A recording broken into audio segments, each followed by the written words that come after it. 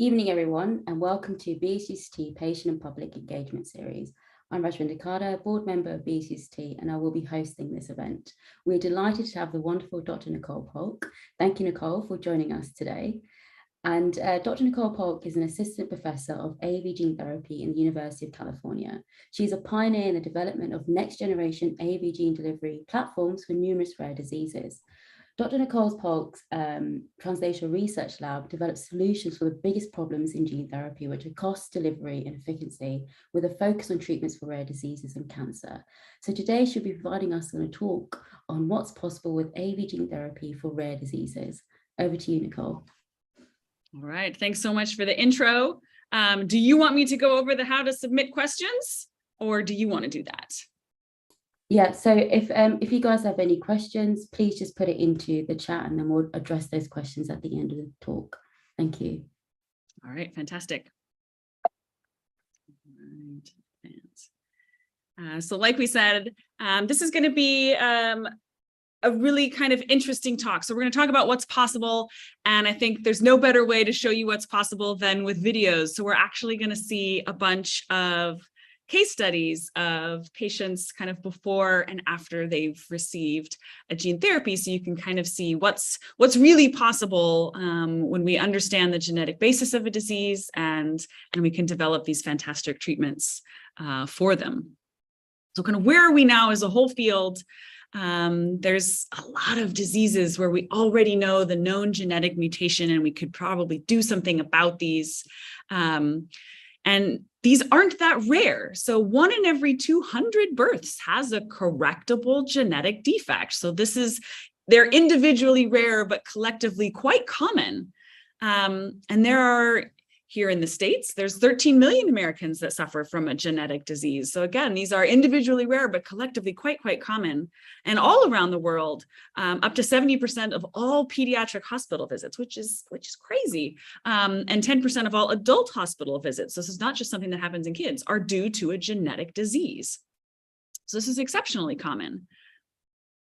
And we're really entering what I like to call kind of the third era of modern medicine. And so I know this is a talk largely geared towards patients and advocates in the community. And so for those of you who have either had a diagnosis or have a friend with a diagnosis or a child of a diagnosis, you have probably heard about some of these drugs and potentially have already been treated with some of them or on one now as kind of a bridge in the hopes of getting a gene therapy in the future. And so we really kind of began with small molecules. So these are the chemical drugs that you take when you think about like acetaminophen and all of these types of things. So we really started with chemical medicines, where we knew that the behavior that those drugs would have when you took them, but they weren't necessarily always very specific. And so then we kind of came forward into a little bit more modern medicine, where we then started giving proteins as medicine. So rather than giving chemicals that would bind to the proteins in your body and then see an effect, we would actually give you the proteins themselves. So if you had an enzyme defect, we could give you that enzyme and an enzyme replacement therapy or antibodies to bind to other proteins in order to see particular functions. And so we kind of went from chemicals modifying proteins to giving you the proteins themselves to now what we're talking about today is giving living medicines, so the actual gene and cell therapies. So rather than giving you the protein, we can give you the recipe for how to make the protein itself, so that you will make the protein every single day, rather than us needing to give you infusions every day or every week or every month. And so this is kind of where we're at in modern medicine, is with this newest branch. And what I want to do is we're going to take 3 different diseases in like the next 10 minutes or so. This is going to be kind of a 15-minute talk, and kind of show you 3 diseases where we've got before and after, or an explanation, a case study, and then a patient following treatment, so that you can kind of see what's possible when gene therapy is really kind of running on all cylinders. And then we'll have an Ask Me Anything for like the final 45 minutes, so that you can kind of ask any questions you want, whether they're scientific, whether they're personal, whether it's about the field, or whether it's about what would happen if I received a gene therapy, anything you'd like. So this first one is really kind of a special one in the gene therapy world. So this was the first ever FDA approved here in the States, FDA approved viral gene therapeutic product. And before we get to that case study, there's actually a really nice video that the American Society for Gene and Cell Therapy, which was the conference that all of us were just at last week, they had a really nice little 1-minute explainer for just what is gene therapy in general that I think kind of sets the stage before we get into these case studies and the kind of seeing patients before and after. So let's watch this little 1-minute quick video. Our genes are the building blocks to our physical makeup. Gene therapy is an approach used to slow or stop the disease by correcting or compensating for the faulty gene. To explain, let's first start at the retina. It's a tissue in your eye that processes light, sending signals through your brain to form an image. A variety of proteins keep the retina functioning properly. Genes produce these proteins, so when a gene is faulty, there is a problem with the proteins being created, resulting in a retinal disorder. There are many gene therapies in clinical trials for retinal disorders, and one, called Luxturna, has been approved. This creates cause for optimism, since this same method is being used to target other gene mutations. Luxturna is the first approved gene therapy for an inherited genetic disorder in the US, specifically treating a mutation in the RPE65 gene. Luxturna delivers a functional copy of the RPE65 gene into the eye, which then enters the cells that need it to produce the protein correctly. To insert a copy of a gene into a cell, you need a delivery strategy. And one way to deliver the functioning gene is by using a viral vector. But don't worry, this type of virus is typically not known to cause disease. The vectors are then injected directly underneath the retina.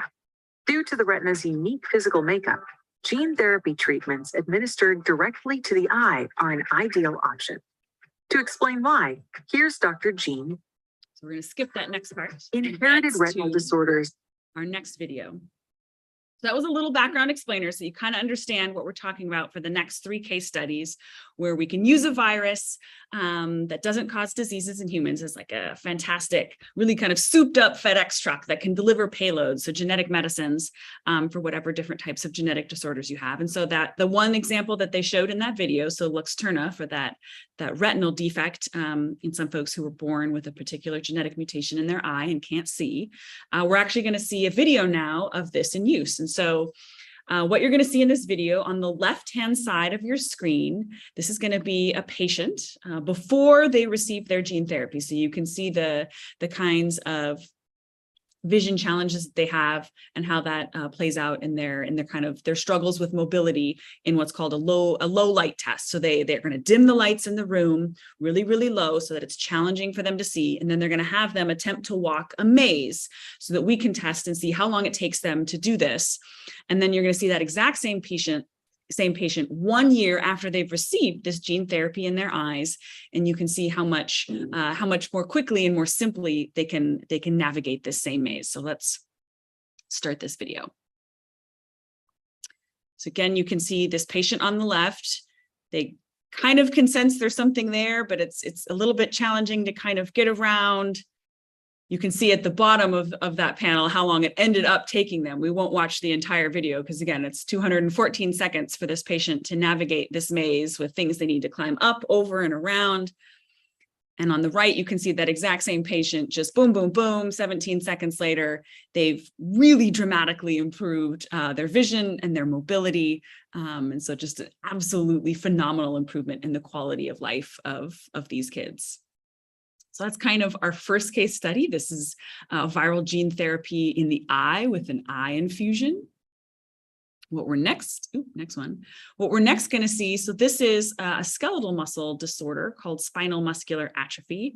And this is a little 48-second video of a patient here at Nationwide Children's Hospital in the States. Do you wanna sing a song, Brett? My name is Paige Kingsley, and Brett is my brother. Brett has spinal muscular atrophy. It means that weak muscles throughout the body. Brett loves to watch movies. He is very into sports. We like play outside. We like go down to the ducks, and we also like read books to him. Holy salami! That goofy cat's just making things worse and worse. He laughs. He communicates through the Dynavox. Paulk. I love you. Oh, I love you too, Brett. So that was a before infusion. I don't actually have a video of Brett himself receiving a gene therapy afterwards, but I do have videos of other patients who've received an infusion following the SMA diagnosis. And so what we're going to watch now is a montage of a variety of kids, and SMA or spinal muscular atrophy is definitely one of these indications where the earlier we can treat you, the better. So we really want to get you as soon as possible after birth, because then we can try to make sure and prevent as much of the kind of disease manifestation as possible. And so you've seen what can happen with SMA when it's untreated, and unfortunately it's almost universally a fatal disorder if it's left untreated. And so the things you're going to see in this next video of kids after their infusion is remarkable. When we first showed these videos at ASGCT, oh gosh, I think that was almost a decade now. All of us, even those of us who have been in the field for years, were just bawling in the audience because we just could not believe how amazing the responses some of these kids were having. And so I'll actually talk over this video. So here's a little girl. She was dosed when she was 3 months old. She's now a year older than that. She's 13 months, so 10 months following her gene therapy. And this doesn't look like a remarkable video. She's just sitting and playing like a normal kid, but that's not something a 13-month-year-old SMA patient has ever done, is sit on their own and play on their own. That requires an unbelievable amount of muscle control and strength that an SMA child just wouldn't normally have. This little girl is picking up small coins and putting them into a piggy bank. I mean, the kinds of manual dexterity and control that you need to do that are remarkable, and she's doing this fantastically. This little guy, this is so cute. He's going to get up on his tippy toes, which requires an immense amount of strength and balance. He's going to reach up to his mom. This is just not something you would ever, ever, ever see in a kid with SMA. I mean, this is just remarkable. These all look like normal videos, like you'd see of any normal kid, but that's just how remarkable the treatment is. This little guy's walking around. I love this one. So this little gal's standing on her own. She's now going to pull herself up with no assistance to go play with toys. Just remarkable. First steps. Something most SMA kids never get to do in their entire life. This little girl's getting to navigate some stairs. We actually have 2 videos of this little girl, just 1 month apart. So you're going to see her here, 17 months after gene therapy. She's doing some stairs on her own. She's going to get up. She's going to maneuver some different things. And then in the very next video, let's give it a sec. Oops, some steps. Over to mom. This is that same girl just 1 month later, walking on her own, like it's just no big deal. So those are videos that if they don't impress you, I got nothing to impress you, because it's some of the most amazing responses we've ever seen for a gene therapy, and they continue to give all of them. I'm like teary watching these videos. It's just amazing. And for our next one, actually put up a black screen first. We're going to have a little bit of a pause. This one is challenging to watch.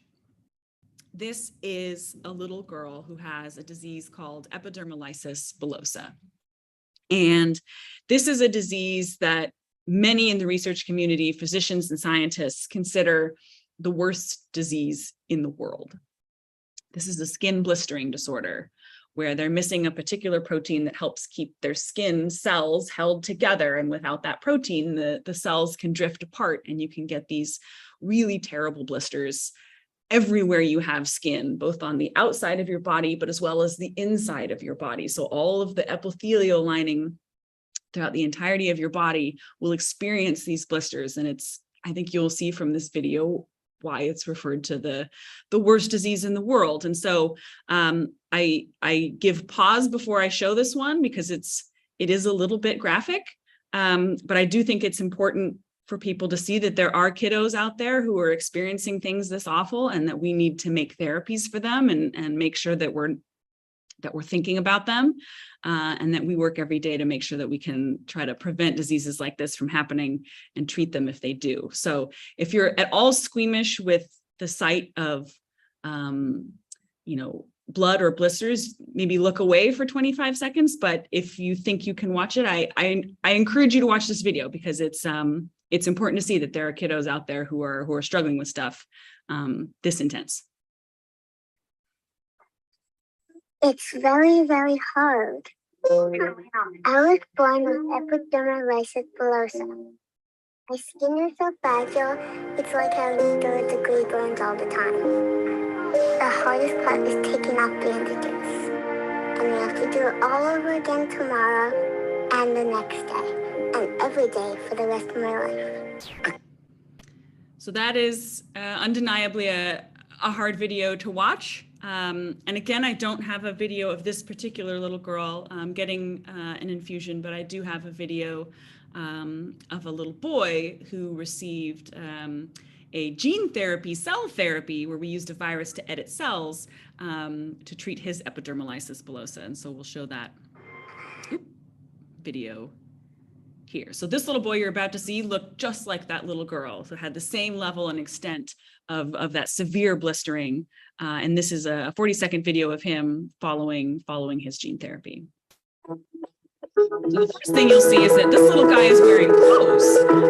That's not something that little kids with epidermolysis bullosa get to do normally, because that friction on your skin would never be something you could do.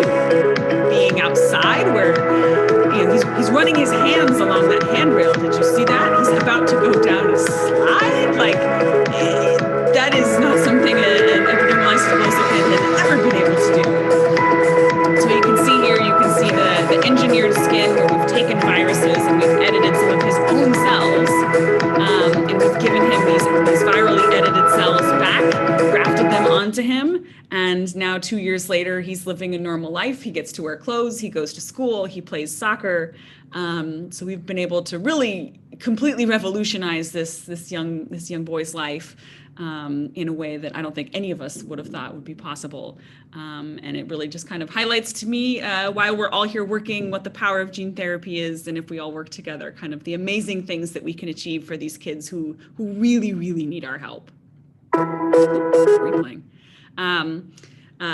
You will not be able to see and understand this slide. It's exceptionally busy, but it's to make the point that these are all, this is from May of last year, so this is even outdated now. This is all of the gene therapy companies who are working super, super hard to make gene therapies for different rare disorders, and even a couple common ones as well, but a bunch of rare diseases in the metabolic space, in the brain, in the eye, on the skin, in the blood, et cetera, and from the outside of the ring in, it's from kind of the early clinical trials and closer and closer and closer to getting approval there in the middle. And so there are a variety of gene therapies kind of coming up the pipe. And so I hope all of you are as excited as I am, because we're really just scratching the surface of what's possible with gene therapy, and the future is looking really, really bright.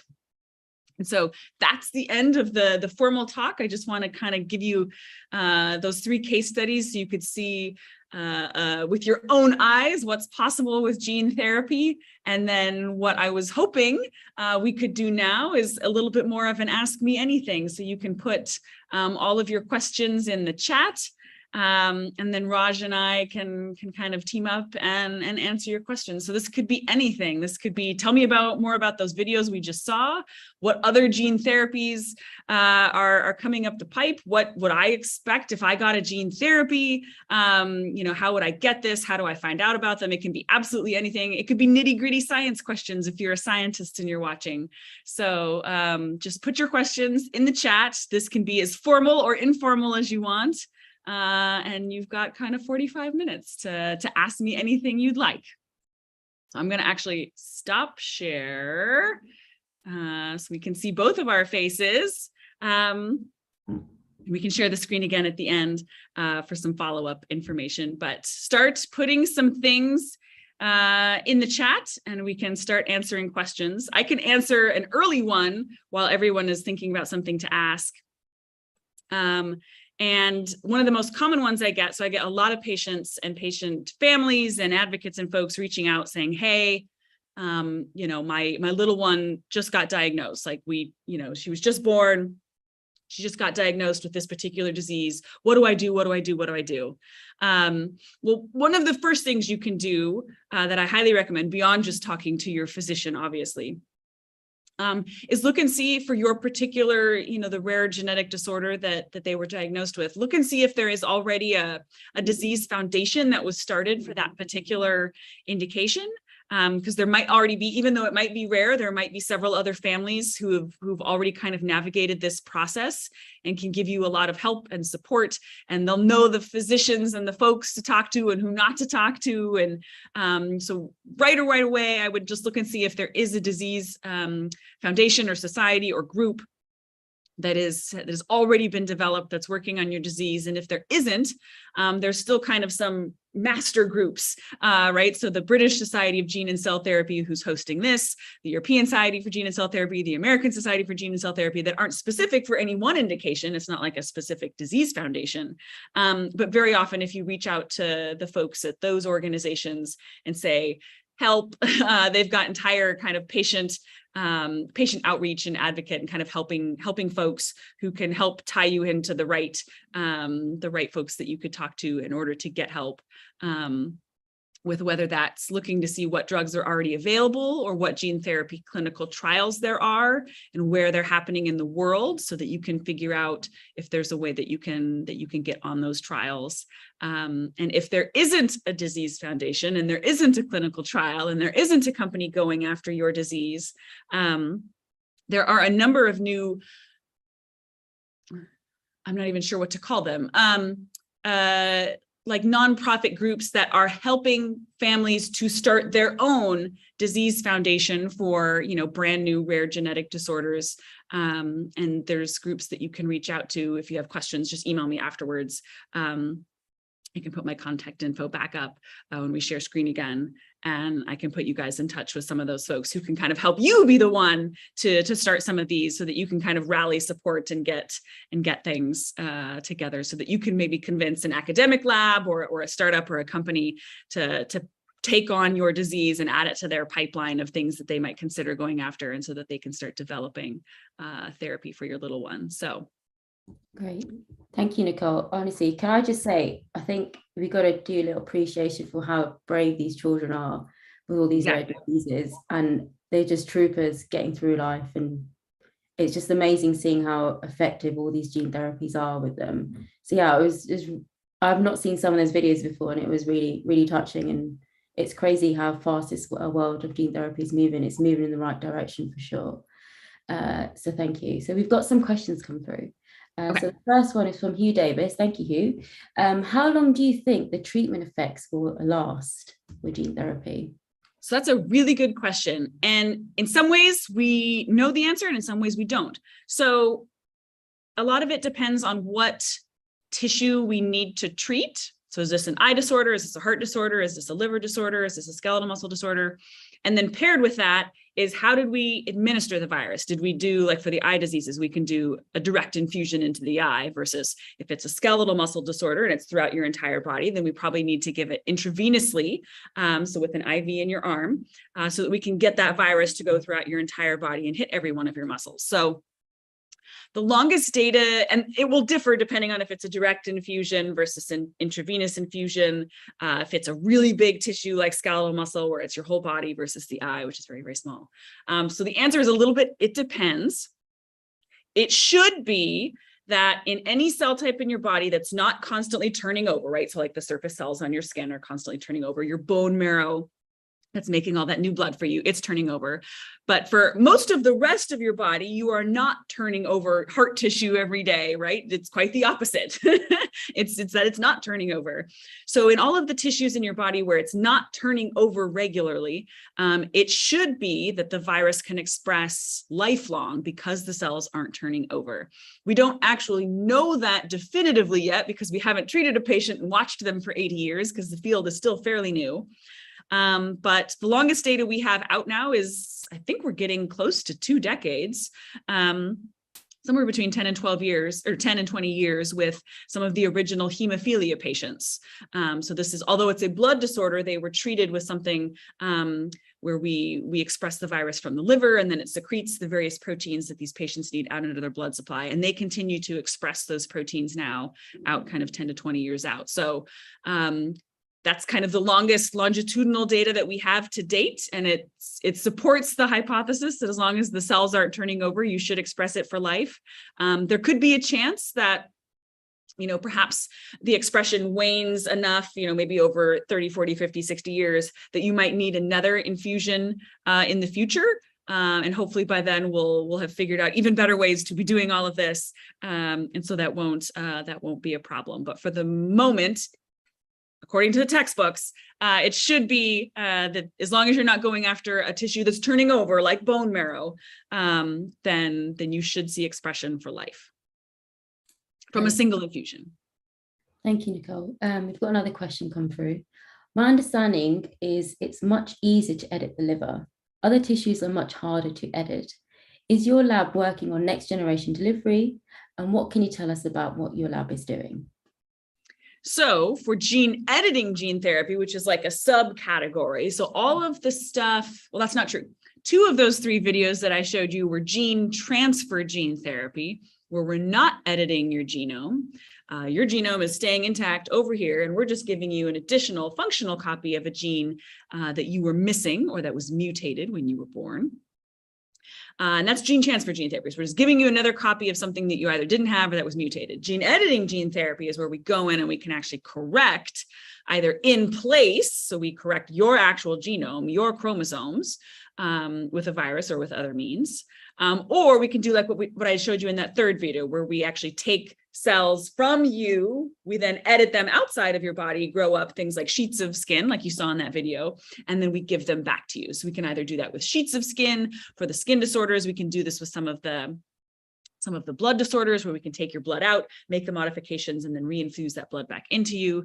So this would be gene modified cell therapies. But in either case, whether we're talking about kind of gene editing in place, so editing, your chromosomes inside your body, or gene editing of cells, all of these are possible. All of these are happening right now. Certainly when we're talking about the in-place editing, where we edit your chromosomes, that is probably most easily achieved in the liver, like the questioner hinted at. And that is largely because it's easiest for us to get the particular viruses that we're working with into the liver, not necessarily because there's something magical happening in the liver. That's more a delivery feature than a gene editing feature. And the entire gene editing field. So my lab is part of the Somatic Cell Genome Engineering Consortium here in the United States. It's a big consortium that was put together by Congress to basically write the book. Literally, we have a book that we're going to give to Congress at the end of this, where we are writing out everything, the protocols for how you do this. This is for SCGE, Somatic Cell Genome Engineering. So we're not engineering gametes, so we're not engineering sperm and eggs. This is only somatic cells. So everything in your body besides your sperm and eggs, which would be heritable and you could pass on. So we're talking about not that. So this consortium, it started for 4 years. I think we're going to expand it to 8 years. But what we're going to be doing is quite literally writing the book. What are the protocols for how to do this for every single cell type in the body, not just in humans, but also in animals? How do you do the editing in the first place? What are the protocols? What are the controls that you should be running in these experiments? What are some example data sets that will be available so that you can test and kind of compare your stuff? Like, are we getting the same stuff as this other lab? And like, here's an example data set where we can kind of test and compare. We'll have standards that you can actually compare what you made with to see if you made it right. We're developing new animal models so that people can test their gene editing therapies in them. So there'll be like various triggered reporters and things that you can see, like, did my trigger for my gene editing work? Because now the cells switched from red to green. And so we've got adherent models that are being developed, organoid models, animal models, so mice, I think 3 different types of monkeys, there's a pig group. And so there's all of these materials that are going to be developed and that our lab is contributing to as part of this. And so we are on the off-target effects team. I think this is like 56 labs across the US that are participating in this big consortium, and everyone's kind of doing their wheelhouse and their thing. And so we're on the AAV team. So the particular virus that we use in my lab, and that two of those three videos, those first two, we're also using. So adeno-associated virus, which is the main virus that we tend to use in viral gene therapy. So we're on the AAV, we're on one of 3 AAV teams, and we're looking at off-target effects. So we want to see, are there any things that are happening when we use AAVs to do gene editing that we don't want to have happen, so that we can engineer solutions to those so that they don't happen in the first place? And so we test in animal models and in organoid models what the off-target effects of doing gene editing is when you're using AAV versus some of the other delivery platforms, because there are a variety of other ways that we can deliver these gene editors. It doesn't have to be with AAV, it could be with a variety of other things. And so we're on the AAV team. There are several other teams doing the exact same project as us, but with other delivering modalities. And we're all kind of sharing data in like a pre-competitive way, so that we can literally, at the end of this big grant that we got from the NIH and that was approved from Congress, we will submit this like massive book to Congress. It will get approved.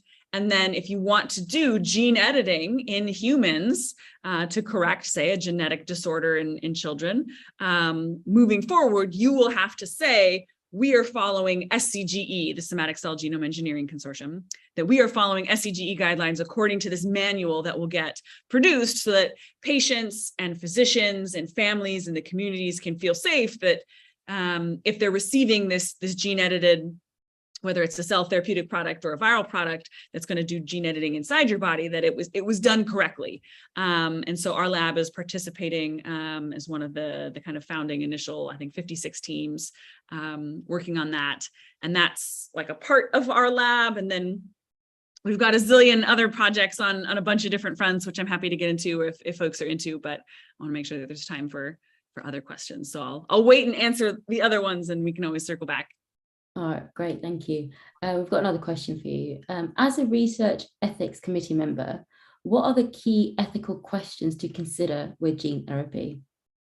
This is a fantastic question, and I'm glad, whoever you are, I'm glad you have this job and it exists. This is fantastic. So I don't know if you're like at a university or at a hospital or wherever you are, but kudos to them for having this position, because this is fantastic and this is important. No matter what, I think one of the big things, most of these diseases that we're going after and that we're treating, these are in little kids. So there's always a huge ethical, framework that needs to be understood when you're treating a kid, right? Because they can't consent on their own to receiving the therapy, particularly for some of these kids, like when you saw in the video, the spinal muscular atrophy video with Brett, where he was not able to speak. So it can be challenging to communicate with them, to ask them, like, do you want to receive this therapy? And what the implications of it are. Also, for a number of these diseases, particularly the ones that are really, really aggressive and unfortunately take these kids, sometimes months after they're born, there is no way to communicate with them and ask them, do you want to consent to receive this therapy? Because they might only be 3 weeks old. So making sure that the informed consent process with parents gives them all the information that they need to understand what this therapy is and what's going to happen and what isn't going to happen and what's possible and what's not possible, and making sure that everybody just really, really understands not only the immediate, like, in the next year, what's going to happen, but understanding that to get on some of these trials, because it's still such a new field, we at least here in the States, I don't know how long it is over in Europe, but here in the States, for almost every trial, the FDA requires that we monitor you for 15 years. So we really need you to be engaged with us for that whole period of time. We might need you to come in for scans and blood work and answer questions and surveys, because we have so much that we can learn from you to help the next kid, and we need all of that data so that we can kind of track and monitor the safety of these things. And so just understanding the implications of how long we're all going to be kind of married together as the scientists and the physicians and the patients and the families. We all need to kind of be a team and work together, and understanding that, making sure that folks really understand that. And obviously there's some ethical questions I think everybody feels pretty solidly good that, like, we should totally treat little kids who have, like, horrific genetic disorders and who are like 100% going to die in the next 2 years if they don't receive a therapy. I think everybody feels really, really strongly that, like, yeah, we should totally do this.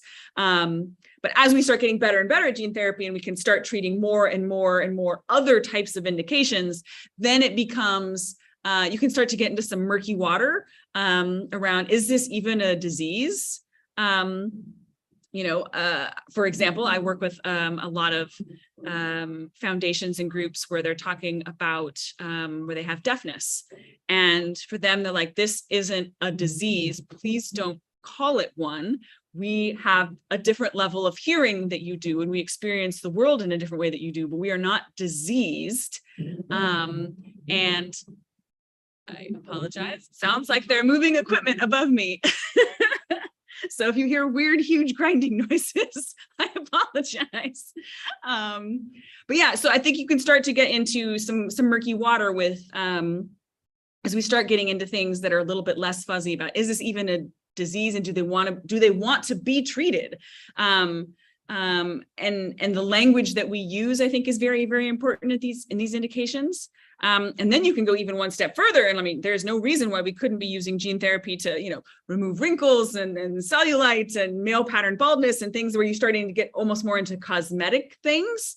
And how do we feel about that? I think that's like a whole separate discussion. Ethically, should we be using precious bioreactor space that could be used to make a gene therapeutic to save someone's life, when we're so backed up, right? The queue right now can be up to 3 years, like from the day you put in your order. I want clinical grade virus to infuse into kids for a clinical trial. We call that GMP, or good manufacturing practice, but just clinical grade. It's clean enough to put into a human.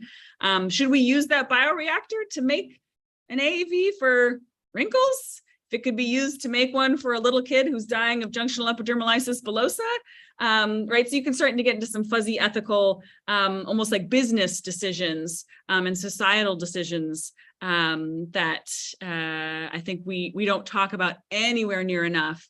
And I wish we had whole meetings devoted to this type of thing. So so kudos to you, whoever has that job. Please keep pushing all of us to think about this and talk about this more than we do. Great, thank you, Nicole. Very valid points though. Yeah, I'm definitely on board with that for sure. We need more people from ethical committees trying to get some answers and figure out what's actually going on with gene therapy there. So we have another question. Are there any specific challenges when it comes to gene-based therapies for neurological diseases? Yes. There absolutely are. So the one that's kind of been the elephant in the room forever, and is still in some ways the elephant in the room forever, has been delivery. So when you're going after a neurological indication in the brain, there's a reason you have a blood-brain barrier, right? It's to keep everything else out. You want to keep that a very, very sacred, special place so that viruses and bacteria and parasites and things can't get up in there.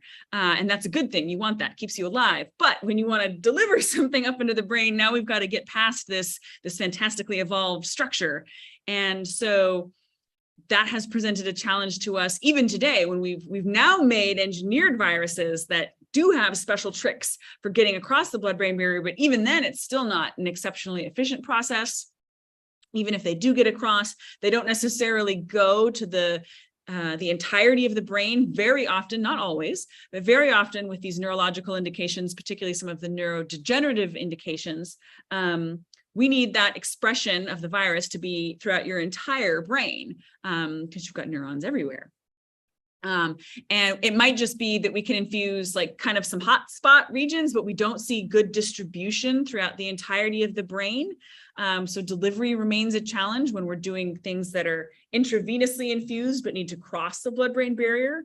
So then kind of the next wave of things we tried was doing infusions into your cerebral spinal fluid and in your spine, and having that kind of float up and kind of come up into your brain. And that has worked a bit, but isn't also like super great for some indications where it's merited and called for, since it's obviously a bit more invasive. We have done direct infusions into the brain where we can make a small burr hole in your skull and then put a catheter in there and actually do infusions into your brain when you have a very, very regional problem that's in one specific part of the brain.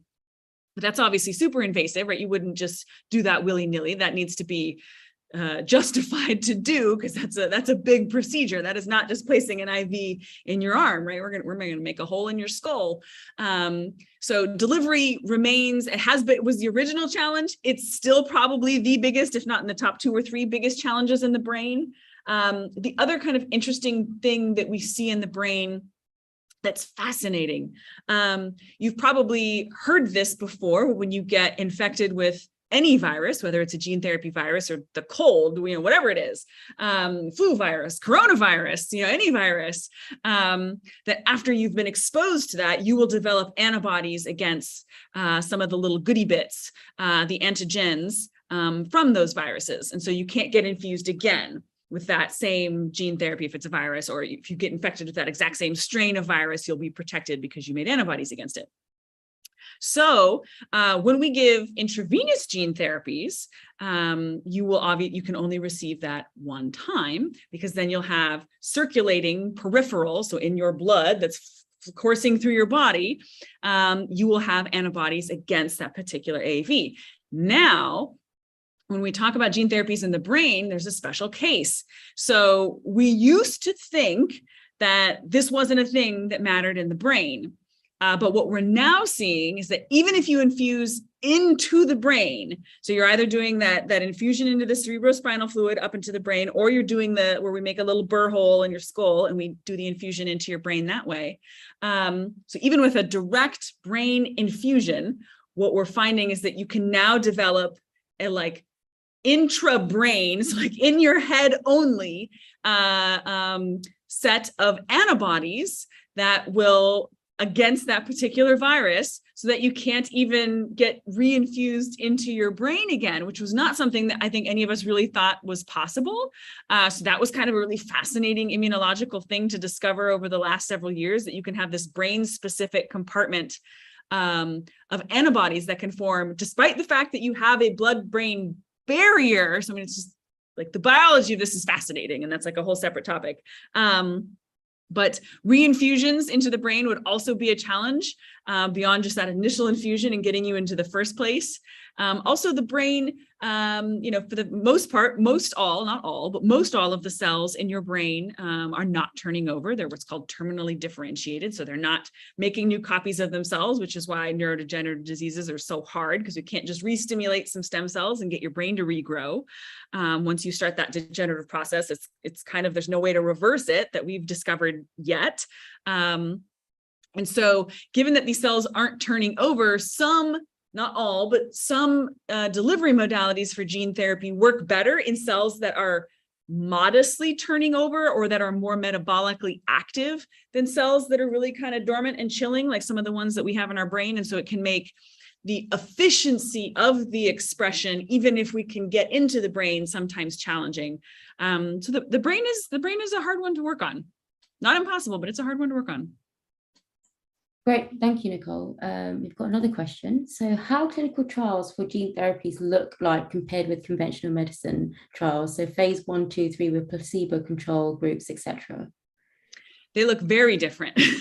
They look light years different. Basically, they're not comparable. So normally every clinical trial for normal drugs, so when you have a brand new small molecule, a new chemotherapy for a cancer, something for, all the things that we're normally taking in our medicine cabinets at home, right? All of those had the textbook clinical trials that you read about where, phase 1 is for safety, and phase 2 is for dose finding, and phase 3 is for efficacy compared to the current standard of care. And that final one must be a randomized control trial where both the patient and the physician and the family don't know, are they receiving the placebo or are they receiving the test drug? And then it all gets unblinded after the study, and you find out, did the patients who got one or the other do better than the other?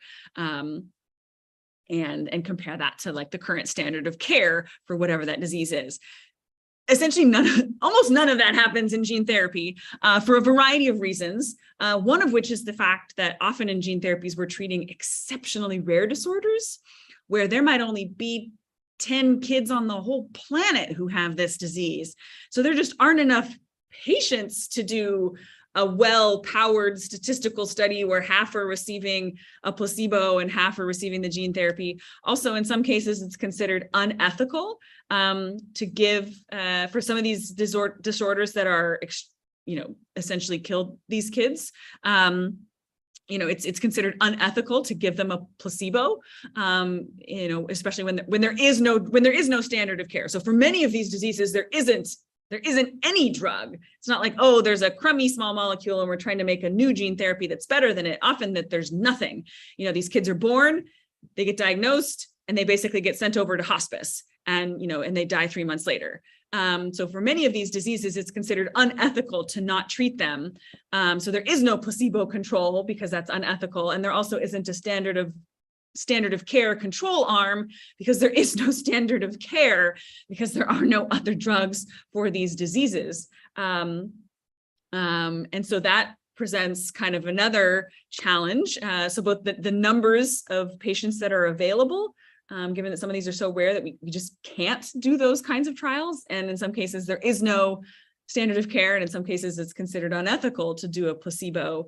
So very often what happens, the phase 1 trial kind of becomes the phase 2. It's like the dose escalation, dose testing, where we can try to find a dose that works, but that's not too high that you start to see any kind of toxicity and challenges. And then very often what happens is you combine the phase 2 and the phase 3 together into a single trial. It's called a combination phase 2-3 trial. And it's more or less just treating the patients, but without like a control arm. It's just with much more testing and much more follow-up, and looking to see if the kids do better than historical data where the kids did not receive treatment and often perish. And so the trial designs and the statistics and the everything are just essentially incomparable for the vast majority of these rare diseases. There are a few cases where that's not true, but by and large, from that big plot that I showed you with all of those companies and all the diseases they're going after, most of those will not have existing therapies or drugs. And so they'll all kind of fall into this really special clinical trial design that kind of only gene and cell therapies get and no other drugs would fall under. Thank you, Nicole. We've got another question for you. So can you comment on the costs of these kind of therapies, and how can we make these therapies cheaper and therefore more accessible? That's the question, yeah. This is a passion in my lab. It's one of the 3 things we focus on is how can we make these more affordable. So right now, today, what are we at? May 25th, 2022. These are exceptionally expensive. There are 2, like in the States, we only have 2 that are FDA approved right now. That one that I showed you, Luxturna, the one in the eye, that one's $850,000 to treat both eyes. And that second one I showed you for spinal muscular atrophy, that one's called Zolgensma, and that one's the most expensive drug in the world. That one's $2.1 million to receive an infusion. So these are exceptionally expensive. And it's not just because these companies are super greedy and they're charging a bunch of money. It's that these are really, really hard to make. These are living drugs. This is not a little chemical drug that, you can have made in a factory and they can make, 500 million pills in an afternoon. It might be to make the drug for one kid, particularly for some of these large these indications where you need a really large dose, so like skeletal muscle diseases, where we need to give you enough virus to treat every single skeletal muscle in your whole body, you might have an entire bioreactor run. Like if you've ever been to a brewery, right? You've seen beer being made, those big steel bioreactors. We make virus in those. And it might be that in some cases, we might need to use a 50-liter or a 200-liter bioreactor to make the dose for just one kid. And those bioreactor runs from start to finish, from like the moment you start the process to like you make that final vial and it's in the physician's hands. That process can take months. It can be 6 months to make that virus and do all the tests that are needed and get it vialed and shipped it over to you. And it's exceptionally expensive. And so one of the best ways to reduce the price is not like asking the pharmaceutical company, can you drop the price of it? It's make it so that we can make it for cheaper up front so that they don't have to charge such a high price on the back end. Although you guys have a special case over there compared to how we pay for medicines over here, which is just stupid. So you guys have a much better system for this than we do. But so this is a huge focus in my lab. So how can we make gene therapies cheaper? And so we're trying to develop kind of engineering technologies that will make it so that at every point in this process, from like the manufacturing of it, to the isolation of it, to the purification of it, to how we dose it, to how we test it, to how we analyze it, can we make all of those points more efficient? And bring the cost down or reduce the amount of time that it takes or the number of assays that need to be run on it to show that it's clean and safe and efficacious, all these things. Come up with policy improvements and so that when companies buy stuff in order to run these things, it's cheaper and they get tax incentives to do it in XYZ. So like from how many different shots on goal can we make these things cheaper so that if we do something that's 2x cheaper and then the 10x cheaper and then 1.5x cheaper and 100x cheaper together, instead of maybe costing $1 million to actually produce the dose. And then maybe you charge $2 million for it because the company still needs to make a profit. If they could make it for $1,000 rather than $1 million, right now you can charge a much more reasonable amount of money in order to get these things. And so we're trying as many shots on goal all along the pipeline, from like the conception of the idea all the way to like you're infusing the patient and every step in between. Can we come up with new technologies to make these more efficiently? Because when this field got started, we just borrowed all of the techniques and protocols and manuals for how to do this from antibodies. We did not develop our own protocols for how to make viruses that were clinical grade at scale ourselves. We borrowed techniques and methods and instrumentation from the monoclonal antibody field and just kind of adapted it on the fly. And those protocols and instruments and procedures were not meant to make viruses. So we're exceptionally inefficient. So from like that 200-liter bioreactor run and that big, huge metal bioreactor that you can envision if you've been to the brewery, we might only end up at the other end of that. We start with 200 liters and we purify it and purify it and purify it and purify it down. And like that final amount that you get at the end of that run might be less than 1 liter. It might be less than a milliliter. So 1/1000th of a liter. That's how inefficient we are at this process. And so if we can make sure that we keep all 200 liters of that, we can make viruses much more cheaply and much more efficiently. And then hopefully those cost savings will be passed on to patients. So that is a passion project of mine, is figuring out how to make these more efficiently so they can cost less. And related to that is access, because right now, for the most part, we are only treating patients in the US, in Europe, and a little bit in China and Japan, but essentially in no other country in the world. And a lot of that has to do with how difficult it is to make these, but also kind of the equity around distribution of these. And so I think that's kind of the next phase of things that's coming is about kind of the equity and access of these, and making sure that if a little kid with spinal muscular atrophy is born in Zimbabwe, they should also have an ability to get an infusion of Zolgensma without having to have their entire family move to Germany so that they can get the infusion. So access to these, regardless of their price, is also kind of a next big problem that we need to tackle. Yeah, definitely. Totally agree with you there. I think it's crazy how 200 liters comes down to literally a milliliter. It's mad. It's actually mind-boggling. We're laughably bad at this. Crazy, isn't it? It's just scientists. Better We get a protocol and we just go with it and we don't ever question it, right?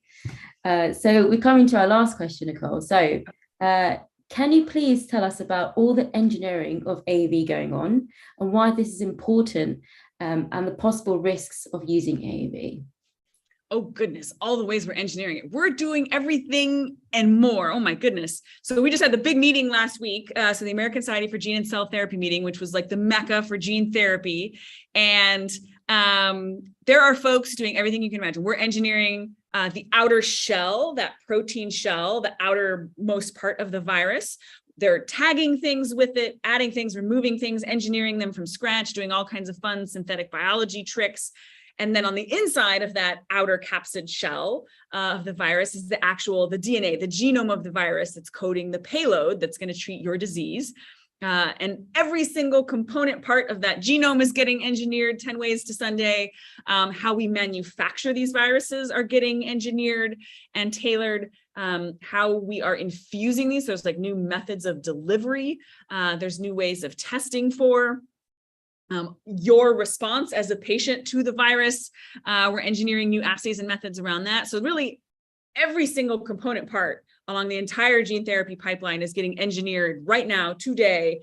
There's nothing that's being ignored. In some cases, there are too many groups going after the same part, meaning more folks kind of spreading out because there's just so many folks working on so many things, and AAV gene therapy will be unrecognizable in 5 years to what it is today. I mean, we are moving so quickly.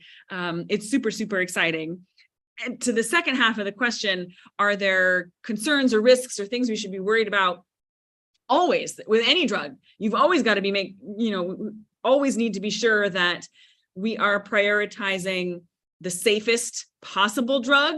So one thing that you always need to be careful of, we think about this all the time, right? I'm sitting here in San Francisco, in the great Silicon Valley, right?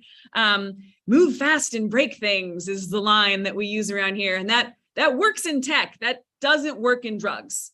So we need to be very, very careful that when these new startups are getting started and formed and they're getting venture capital dollars to go after a new indication that's very splashy and exciting, and we're all rooting for them, that we don't push them to work too fast. You shouldn't be telling a brand new company, like, if you don't submit your IND, your investigational new drug, your IND packet to the FDA within 12 months, we're not going to fund your next round, right? You need to let these new companies make sure that they optimize every aspect of their gene therapy, kind of get their feet underneath them before you hit the gas and really push to try to get things into the clinic. Because what has happened in the past, so in prior decades in the gene therapy field, we pushed folks a bit too fast to rush to the clinic because patients are waiting, but we pushed them a bit too fast, and they put products forward that were not always necessarily using the best possible science of the day. And we want to make sure that we give companies the time and the agency to make sure that happens,